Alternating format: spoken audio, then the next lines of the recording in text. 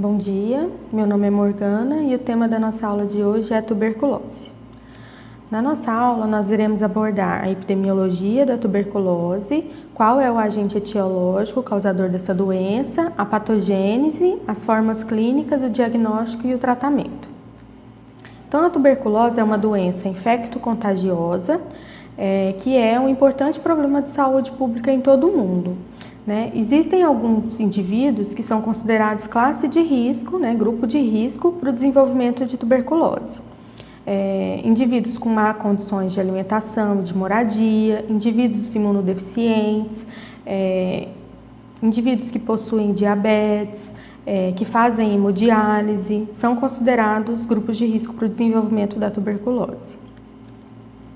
Eu trouxe nessa primeira tabela as causas básicas de óbito, associadas à tuberculose. Então, a principal doença associada, comorbidade associada à tuberculose é a doença causada, a infecção pelo vírus da imunodeficiência humana.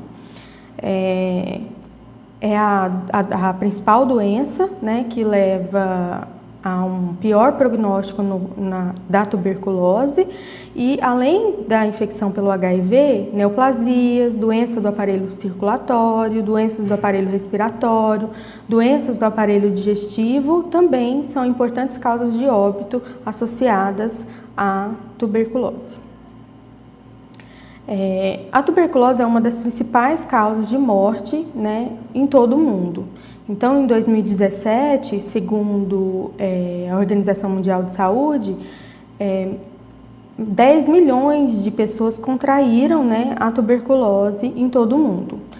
Houve 1,6 milhões de óbitos, 87% dos casos de tuberculose registrados, eles se concentraram entre os 30 países com maiores índices, inclusive o Brasil. Estima-se que 0,3 milhões de indivíduos morreram pela co-infecção TB-HIV e outro importante fator que está associado ao aumento do número de óbitos é a emergência da tuberculose multidroga resistente e a tuberculose extensivamente resistente. Então, como a gente pode ver aqui no mapa, os principais países com maior endemicidade da tuberculose se encontram no sul da África, mas a doença é distribuída em todo o mundo, e o Brasil é um dos 30 países com maiores índices de tuberculose em todo o mundo. Aqui no Brasil, a gente teve um pico de incidência de tuberculose no ano de 2004, o índice caiu nos anos seguintes, mas comparando com 2016, entre 2016 e 2017, o índice voltou a subir. Em 2017, nós tivemos 44 indivíduos com tuberculose para cada 100 mil habitantes. E esse número, essa incidência, ela é maior quando a gente observa no sexo masculino. Então, os homens eles possuem maior incidência de tuberculose que as mulheres aqui no Brasil. Nesse outro gráfico, a gente mostra a incidência e, na verdade, o sucesso de tratamento nas diferentes classes de tuberculose. Por exemplo, os casos novos de tuberculose, eles apresentam sucesso no tratamento no decorrer dos anos, sem grandes alterações. Indivíduos que abandonaram o tratamento e voltaram a fazer o tratamento depois do abandono, eles apresentam um sucesso no tratamento mais baixo que os indivíduos que foram diagnosticados e tratados como casos novos. Indivíduos HIV positivos, eles têm também um sucesso no tratamento inferior aos indivíduos que não são HIV positivos, né? Assim como nos casos, né, nos indivíduos acometidos com a tuberculose multidroga resistente, aqui em laranja, e a tuberculose extensivamente resistente. Então, 69 mil casos de tuberculose foram diagnosticados no ano de 2016, 4,5 mil mortes, né, foram registradas aqui no país e o Brasil ocupa a 20ª posição na lista dos 30 países prioritários para a tuberculose. Além disso, o Brasil também ocupa a 19ª posição na lista dos 30 países prioritários, né, para o tratamento de tuberculose associada ao HIV, a 4ª causa de morte por doenças infecciosas, né, é a tuberculose aqui no Brasil, e a primeira causa, né, de morte entre as doenças infecciosas que acometem indivíduos com AIDS. Então, o agente etiológico da tuberculose são bactérias do complexo Mycobacterium tuberculosis, né, que a gente pode ver aqui, e dentre as espécies desse complexo incluem, né, Mycobacterium tuberculosis, Mycobacterium africano, Mycobacterium avium e Mycobacterium bovis. O Mycobacterium tuberculosis ele é conhecido também por bacilo de Koch,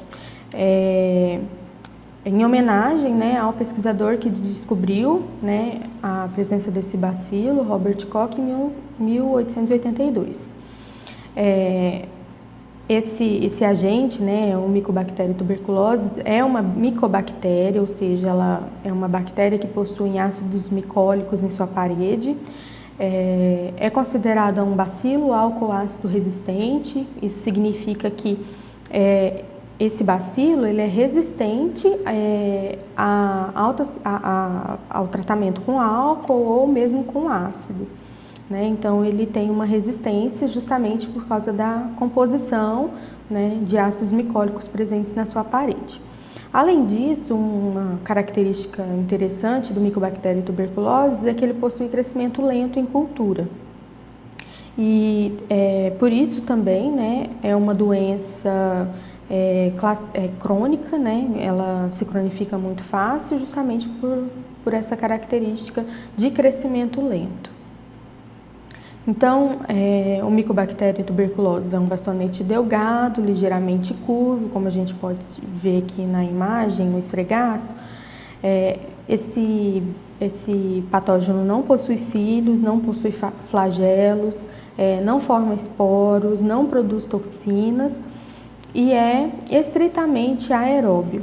Então, ele precisa de oxigênio para sobreviver. E, além disso, ele é um patógeno intracelular facultativo. Nessa imagem aqui, a gente vê, né, as micobactérias marcadas, né, pelo Zio-Nielsen, um esfregaço, provavelmente descarro, e aqui a morfologia da colônia isolada em cultura. Então, como se dá a infecção pelo Mycobacterium tuberculosis, né? Como eu falei, o Mycobacterium tuberculosis é uma doença infecto-contagiosa, ou seja, ela é transmitida de indivíduo para indivíduo. Então, o indivíduo doente, quando espirra ou tosse, ele libera as micobactérias no ar, né? E essas micobactérias podem ser inaladas por um outro indivíduo, um indivíduo saudável, e elas alcançam, né, a árvore brônquica. Lá na árvore brônquica, as primeiras células que vão fagocitar esses bacilos são os macrófagos residentes. Só que nessa fase da infecção, né, durante a imunidade inata, onde há apenas a imunidade inata atuante, os macrófagos não são capazes de eliminar as micobactérias, né? Então, as micobactérias conseguem sobreviver dentro desses fagócitos e lá elas se multiplicam e recrutam novas células que dão origem ao que a gente chama de granuloma. Então, o granuloma é um acúmulo de células ao redor, né, do foco infeccioso, né, da micobactéria. e essas células elas se distribuem ao redor do micobactério na tentativa de eliminar o patógeno, né, de conter a replicação do bacilo, né. Em casos que há um afrouxamento desse granuloma, né, o indivíduo ele desenvolve a tuberculose ativa e pode contaminar os indivíduos ao redor. Então aqui a gente mostra os tipos de granuloma, né, que são observados, né. Então aqui tem um granuloma primário da tuberculose, que é um granuloma, né, inicial formado por células da imunidade inata, na tentativa de restringir o crescimento dessas micobactérias, né. Esse granuloma primário ele pode evoluir, né, para um granuloma bem formado que foi capaz de eliminar, né, a micobactéria. Então é possível que esse granuloma, esse tecido seja substituído por tecido fibrótico ou mesmo tecido calcificado. Um outro tipo de granuloma que é o granuloma homeostático, né, em que há presenças de bactérias vivas dentro desse granuloma. No entanto, a gente fala que essa micobactéria ela está latente, então ela não replica e, consequentemente, ela não contamina os indivíduos ao seu redor, né? E por fim, um granuloma frouxo, que não foi capaz de conter a replicação da bactéria, e por isso a bactéria se dissemina pelo pulmão, né, e é expelido, né, na tosse, no espirro e, consequentemente, consegue infectar outros indivíduos. Então, existem vários sinais clínicos, né, e sintomas característicos da tuberculose. O principal deles é o desenvolvimento de tosse, né, tosse produtiva ou não, com duração maior que 3 semanas, né. Nesses casos, os indivíduos são... É sugerido que o indivíduo procure um centro, né, especializado para o diagnóstico de tuberculose. E a maioria dos sintomas vai ser proporcional, né, vai ser dependente da forma clínica da doença, né? Então, a forma pulmonar é a forma mais frequente, né? E ela é caracterizada por febre, dor no peito, tosse produtiva ou não, né? Hemoptise, dispneia, fadiga, perda de peso e suores vespertinos ou noturnos. Né? No caso de doenças de tuberculose extrapulmonar, por exemplo, né, no caso da meningite tuberculosa, os principais sintomas são dor de cabeça, alteração no estado mental do indivíduo. A tuberculose também pode afetar ossos e articulações, né, causando dor, alterações motoras e sensoriais. Pode afetar também o trato geniturinário, causando dor, diúria. Pode afetar também pele, pericárdio, fígado e trato gastrointestinal, provocando diferentes sintomas dependendo do órgão afetado. Além disso, né, a tuberculose ela pode se disseminar e ela então é considerada, ela é classificada como tuberculose miliar, né, e ela é caracterizada por febre, falha de órgãos e lesões cutâneas. Então, falando um pouquinho das formas clínicas da tuberculose, a tuberculose pulmonar é a forma clínica mais frequente, né? Na criança, os sinais que são vistos, né, os sintomas, irritação, febre baixa, sudorese noturna, inapetência, e ao exame físico, a criança ela pode se mostrar inexpressiva. No adolescente ou no adulto jovem, essa forma clínica, né, tuberculose pulmonar primária, ela é caracterizada por tosse seca produtiva, tosse seca ou produtiva, febre vespertina, sem calafrios, não costuma ultrapassar 38,5 graus Celsius, né, então é uma febre baixa e é acompanhada por sudorese noturna ou vespertina e seguido por anorexia. Quando a gente fala de tuberculose miliar, né, então a gente está falando de uma forma grave da doença, né, que é vinculado, esse nome é vinculado ao aspecto radiológico pulmonar, né, com opacidades difusas vistas em todo o pulmão, né. É um sinal de que houve disseminação hematogênica, né, e essa forma clínica apresenta alta mortalidade. Outra forma clínica importante também é a tuberculose extrapulmonar, né? Então, na tuberculose extrapulmonar, né, os sinais, os sintomas, como eu já falei, depende muito do órgão afetado. Sua ocorrência, né, a ocorrência da tuberculose extrapulmonar, ela é aumentada entre os indivíduos com AIDS. Alguns exemplos de tuberculose extrapulmonar são a tuberculose pleural, empiema tuberculoso, tuberculose ganglionar periférica, meningoencefalite tuberculosa, tuberculose óssea, tuberculose pericárdia e outras formas mais raras da doença. Então, nesse segundo quadro, eu trouxe qual é a principal forma clínica associada ao óbito, né? Então, como a tuberculose pulmonar, ela é a forma clínica mais frequente, ela também é a forma clínica com maior número de óbitos, né? Então, 76,3% dos indivíduos acometidos por tuberculose pulmonar aqui no Brasil, eles vão a óbito, né? Assim, não, desculpa. Não é isso, é assim que dos 100% dos óbitos observados, 76,3% são ocasionados pela forma tuberculose pulmonar. A tuberculose extrapulmonar é a segunda, né, maior causa de óbito observado aqui no Brasil, seguido pela tuberculose miliar. E só então tuberculose do sistema nervoso e tuberculose em outros órgãos. Então, o diagnóstico, né, da tuberculose, ele é basicamente realizado pelos métodos bacterioscópicos, né, ou seja, pesquisa do bacilo nas secreções, especialmente na secreção pulmonar, né, no escarro. Então, existe uma coloração específica para micobactérias, né, que é a coloração de Ziehl-Neelsen, que cora, né, as micobactérias em vermelho, né, e o restante da lâmina é contracorado em azul. Então, aqui a gente evidencia, né, a característica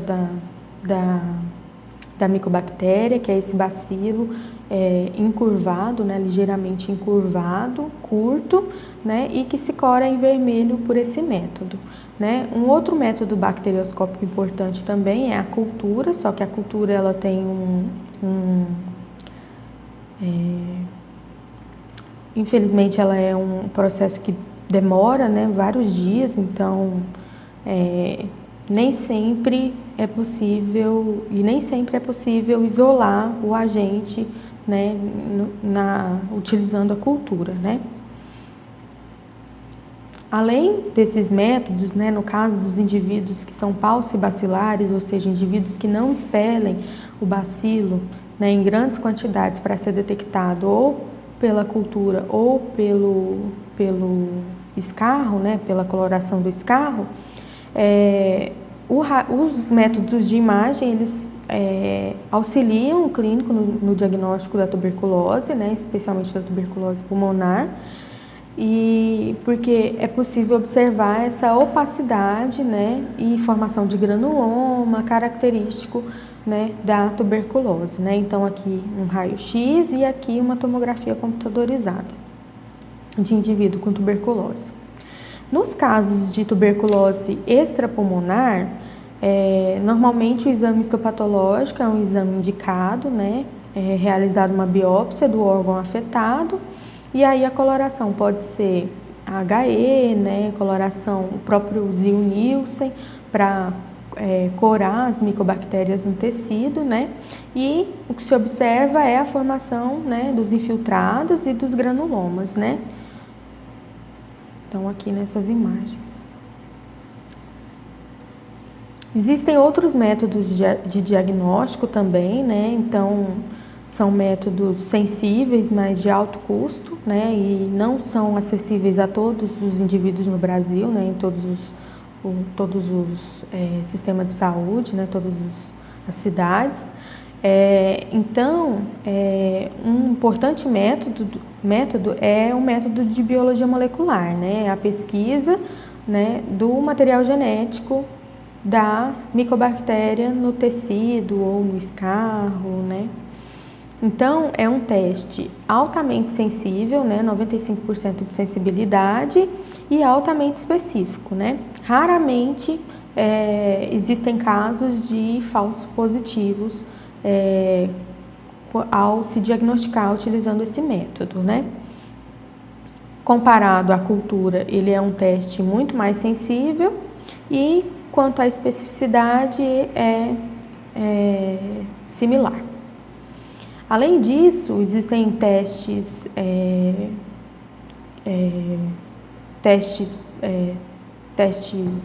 de produção de anticorpo, de interferon gama, por exemplo, que é o chamado, né, quantiferon.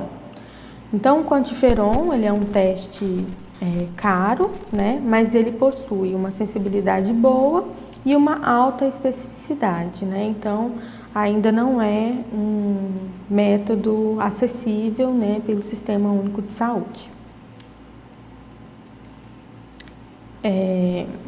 Falando um pouquinho agora sobre o tratamento, né, o tratamento da tuberculose, ele é baseado atualmente, né, em associação de drogas, né, então normalmente os indivíduos fazem um uso, né, por aproximadamente 6 meses de uma associação de drogas, como a rifampicina, a isoniazida, a pirazinamida e o etambutol, né? Esse esquema ele é alterado de acordo com a resistência do indivíduo, né? A resistência do Mycobacterium tuberculosis, indivíduos que têm doenças associadas e por algum motivo não podem fazer o esquema normal, né? Mas para a maioria dos indivíduos diagnosticados com tuberculose, o esquema é a associação dessas 4 drogas, né? Então tem a fase que é chamada de fase intensiva, né? Em que essas 4 drogas são administradas diariamente, e a fase de manutenção, que é apenas a associação de duas drogas, né? Que é a rifampicina e a isoniazida. Então, esse tratamento ele é administrado por via oral, né? Ele é oferecido gratuitamente pelo SUS e, devido aos efeitos colaterais, né, existe uma grande evasão do tratamento. Então, tem alguns indivíduos que acabam desistindo do tratamento por causa dos efeitos colaterais, né, e do tratamento ser um tratamento prolongado. Então, para driblar esse problema, né, aqui no Brasil existe um método, né, uma estratégia que é denominada tratamento diretamente observado, né, do inglês DOTS.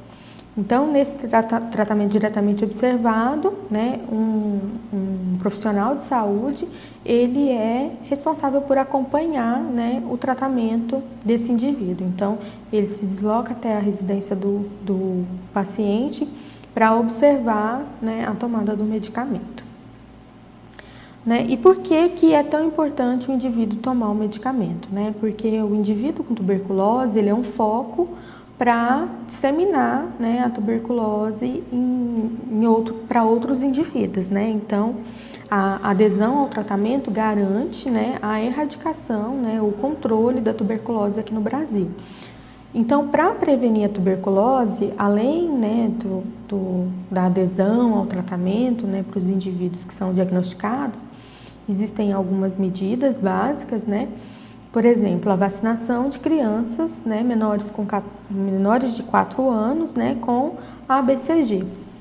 A BCG, ela não previne o desenvolvimento de tuberculose pulmonar, tuberculose extrapulmonar, mas é uma medida importante para evitar o desenvolvimento de tuberculose de meningite tuberculosa, né? Especialmente nas crianças. Então é importante a vacinação com a BCG, né? O tratamento, o diagnóstico e o tratamento, né, precoce da infecção nos indivíduos que são diagnosticados, nos indivíduos que estão com a tuberculose, e o tratamento preventivo de pessoas que têm a infecção latente, mas que possuem um alto risco para desenvolver a tuberculose ativa. Então, essas são as 3 principais medidas, né, de prevenção para controlar a tuberculose aqui no nosso país. Então, dia 24 de março é o Dia Mundial de luta contra a tuberculose, né? Essa data todo ano, né? Porque o bacilo foi descoberto no dia 24 de março, né, de 1882. Então, é isso. Obrigada.